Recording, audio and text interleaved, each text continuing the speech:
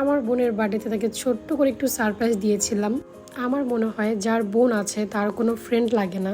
বোনের মতো বোন হলে সত্যি আপনার কোনো ফ্রেন্ড বা বেস্ট ফ্রেন্ডের দরকার নাই। আমি আর আমার বোন 2 বছরের ছোট বড়, যেহেতু আমরা পিটাপিটি, আমরা অনেক বেশি ঝগড়া করেছি, মারামারি করেছি, আবার 5 মিনিট পর আমরা মিলেও গিয়েছি। এভাবে আমরা আসলে বড় হয়েছি। অ্যান্ড ওর আর আমার পছন্দ কিন্তু অনেক মিলে যায়। যেটা আমার ভালো লাগে সেটা ওরও ভালো লাগে, যেটা আমার ভালো লাগে না সেটা ওরও ভালো লাগে না। অ্যান্ড দেন আমরা দুজনকে অনেক বেশি শেয়ার করি সব কথা।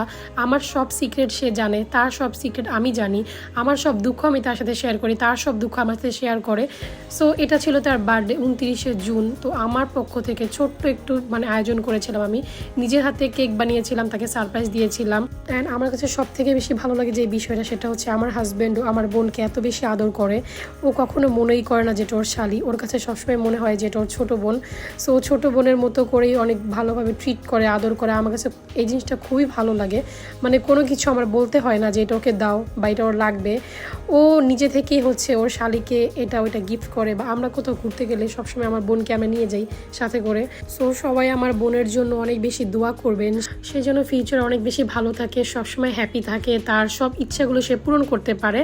সো এখানে তার জিজু তাকে ছোট্ট করে একটু গিফট দিচ্ছিল। সো ভালো লাগলে লাইক কমেন্ট শেয়ার করো। And thanks for watching. Next ভিডিওর জন্য ওয়েট করো তোমরা।